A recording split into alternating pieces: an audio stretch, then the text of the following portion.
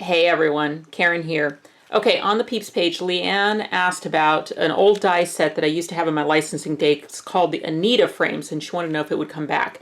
And she specifically mentioned the paper frames because this actually was the reimagined Anita frames die set that is available now. So this is called the paper frames pop-up. The differences between it and that older die set that's retired is that these little label areas are quite a bit bigger, and they're even on both sides, meaning you can rotate the labels and they work all ways. But the biggest change is that the outside is actually the same label shape, all of this business out here. And the reason Leanne was kind of pining for that older die is because she actually liked that it had the square, kind of rectangular outer frame. So we're probably not going to re-release the Anita frames because it's too close to this one. But I thought I would just show you how you might just convert your paper frames pop-up to have that rectangular frame that Leanne was asking about. Okay, so here's what I've done. I'm going to use the paper frames pop-up, and I've die cut that out of a cardstock, just light pink, whatever, stuff I had around. And then I cut an A2 long card, so 4 1/4 this way, 11 inches this way, scored it in 5.5 inches. And what fits those panels perfectly is the largest rectangle from our Crosshatch Rectangles die set. So I cut that out of a little bit darker pink, and I cut it 3 times. So 2 of them are just going to be the background of the card. Okay. It's not particularly essential that you add anything to the background of your card. I just thought it would kind of look cool if the crosshatch pattern would go up and over the pop-up and then into the background. So that's kind of why I decided to do it this way.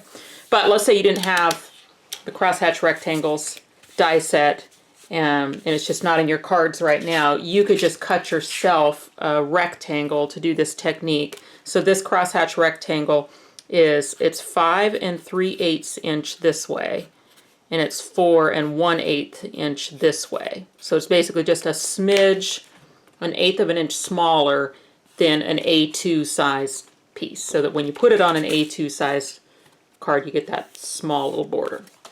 Okay, so what I'm doing with number 3 here is that I'm going to make this into the frame. So what I have to do is from the long sides, so from this side and that side, I have to take off 3/4 of an inch. And from this side and this side, I have to take off 1 inch. Okay, not take it off, I'm sorry, we're going to cut a frame out of the inside. I'm just telling you that I'm going to measure 3/4 of an inch on these sides, and I'm going to measure 1 inch on these sides. So to me, the best way to do that is with a clear ruler that has a grid on it, because I can go 1, 2, 3 ticks is my 3/4 of an inch, and I can just take that, thing right there, and then I don't have to actually measure with a pencil. But if you didn't have a ruler like this, you could just measure with a pencil and make lines. Okay, so I've cut this 3/4 inch. I'm going to do the same over here. 3 ticks. 1, 2, 3. Okay. Like this. And I came pretty far off of these ends because I don't want to overcut. And then I'll just match them up afterwards. Okay, so from this side, 1 inch. So I need to go 4 ticks on my ruler. 1, 2, 3, 4. Okay. And I wish there was a rectangle in the set that just would do this perfectly, but it wouldn't. It's not an even rectangle because it's 3/4 inch on one and inch on the other. So, oh gosh, that's crooked. Hang on. Luckily it was crooked in the right direction. I can fix it. Okay, so I hit this corner really exactly. This corner I have to match it up just a bit. Extend this side. This one, almost. Boy, going by eye. Pretty close. Okay, so that has fallen out of the middle. I don't need it. And then here is my rectangle to convert my paper frames pop-up. Okay, so first things first. On the paper frames pop-up, I just die cut this piece. It's been scored up the middle, and that's the only score line I'm going to find is the one right up the middle. And I'm going to go all the way across the piece. Oops. These are really small pieces, so. Okay, if you have a bone folder, might be a good idea, especially if you're like me and we're a relatively sloppy folder there. Okay. Just do this. Okay, I found the middle fold. I'm not going to find any of the other folds right now, okay, because what I'm going to do instead is flatten this back out, and I'm going to add this frame over the top. And what I'm going to do is I'm going to tuck the end of the label through the frame on both sides. Okay, that's why I did that folding in the middle, because you're probably gonna have to fold it to get those labels in. And then now I just want to center this, all right? So for me, the easiest thing to look at is two things. I look out here on the side and I see that this, you know, how much of this is sticking out on each side, but this little triangle right here is a really good thing to measure that it looks even on all four sides, okay? So I'm just figuring out where that is even. Oh, you know what the other thing you can look at? Look at where this comes. That's a lot of pink left over, right? And this one not, so I need to slide it this way. Okay, let's see, about right here. All right, so I'm looking at my little triangles, see if it's straight. Okay, that looks pretty good. All right, that looks pretty good to me. Okay, so where am I going to glue this on? So under here, basically, I'm just gonna see if I can, I really would, you know what, I'm just gonna glue that one down so it doesn't move. All right, so what I just did in that corner is I just lifted up and put some glue in here in this corner area to tack it down. Okay. Flip around, do that over here. Little glue in this corner area. Now there's a score line in that paper frame, so that's like right here, and I'm ignoring it because I'm going to make a new score line. Okay. That's why the only score line in the original one that I cared about was this middle one. Okay, so now I have my rectangle basically pinned down here, here, here, and here. Okay, so now if I fold again in the middle,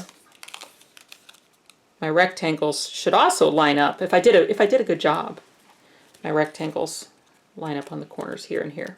Okay, there we go. All right, now we need something to attach this to the card. That's what all this little excess is for. So it may be a little hard to fold in that little smidge part. So feel free to kind of cut that off. We're just, see, I'm going to cut off the little smidge part and just use the semicircle from the middle as my tab. I got to leave something attached because I got to have a way to attach it to the card, but it doesn't have to be that whole thing, like I said. It just has to have a nice substantial amount that can attach to the card.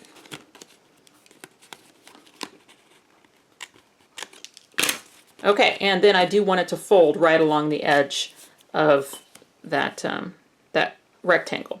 So I'm going to use like a little embossing stylus. So you could use your bone folder or the edge of the scissors or whatever you've got to make a nice crisp fold line to fold that to the back.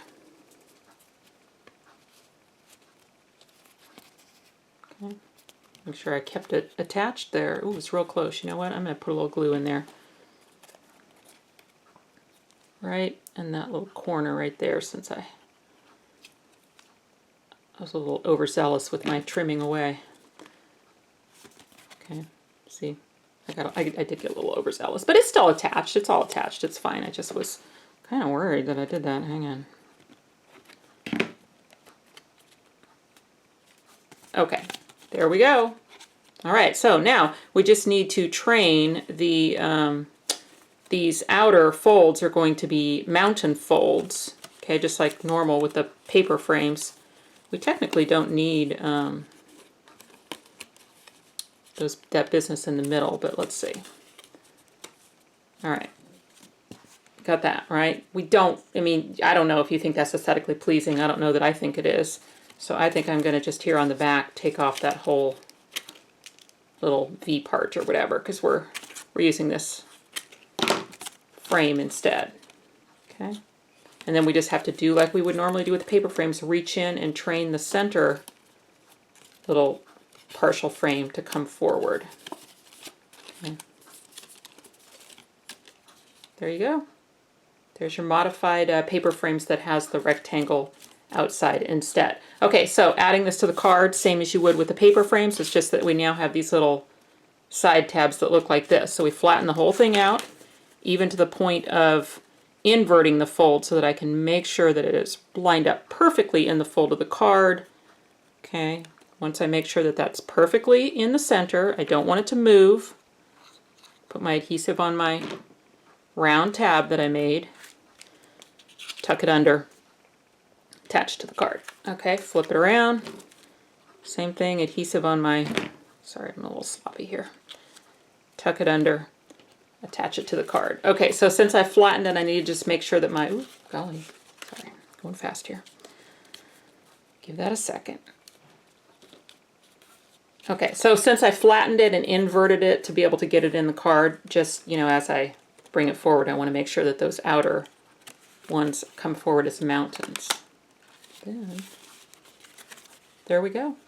One converted paper frames pop-up into looking something more like the Anita frames. You know, you have to do a little bit of work on it, but it's kind of cool because then now you have all of those decorator labels and things that come with the, sorry, I have about 1 million of them in this one thing. I used them for kitting one time. But the paper frames has all those cool labels. And neat fact here, speaking of the paper frames, so we have new dies, right, in our new release. Well, guess what? The new little labels pop-up has the same shape label as the paper frames, but I tried real hard to make sure that we didn't duplicate, oh, and so does the new crosshatch labels. So basically these three dies work really well together. The paper frames pop up, the new little labels pop up, and the crosshatch labels pop up because you've got pieces that will fit those other dies, but they don't duplicate.